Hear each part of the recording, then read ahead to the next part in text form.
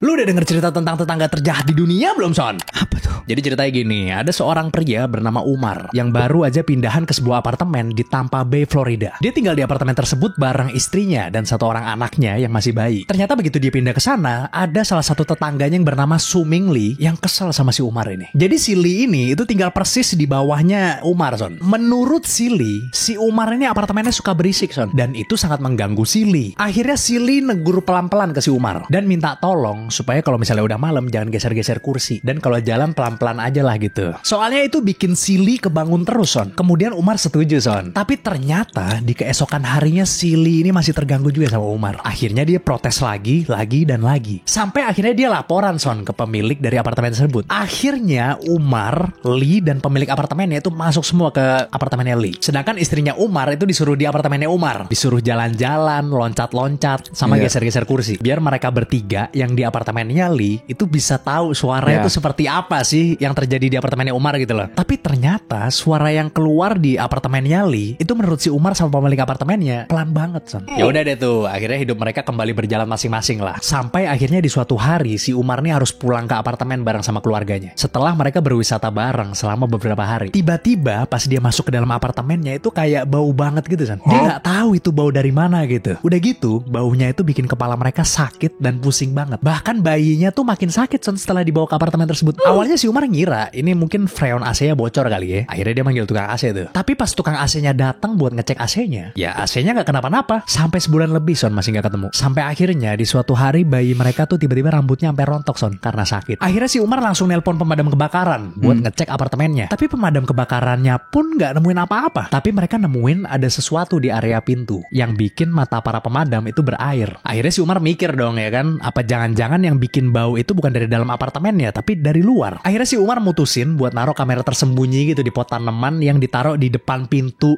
apartemennya, Son. Dia pengen lihat ada sesuatu nggak yang terjadi gitu kan. Besokannya si Umar langsung ngecek hasil rekaman kameranya. Dan ternyata, Son, di kamera tersebut tuh nunjukin ada si Su Ming Lee lagi jongkok itu persis di depan apartemennya. Dia ketangkep di kamera lagi ngisi suntikan pakai bahan kimia gitu, Son. Terus habis itu dia nyuntikin isinya ke dalam apartnya si Umar lewat sela-sela pintu yang rusak, Son. Akhirnya si Lee ditangkep dong karena kan udah jelas tuh ada rekamannya kan. Dan ternyata isi suntikan yang disuntikin ke dalam apartemennya Umar itu adalah metadon dan hidrokodon, Son. Apa itu? Jadi dua-duanya itu adalah obat keras yang bersifat opioid yang kalau dihirup secara berlebihan itu bisa memicu gangguan pernafasan hingga kematian, Son. Akhirnya Su Ming Lee dikeluarkan, Son, dari kampusnya dan kemudian dideportasi ke Cina, Son, karena masalah visa. Hal ini membuat Su Ming Lee itu tidak dihukum pidana sama sekali, Son, karena Amerika mau ngehukum nggak bisa, dia udah dideportasi ke Cina.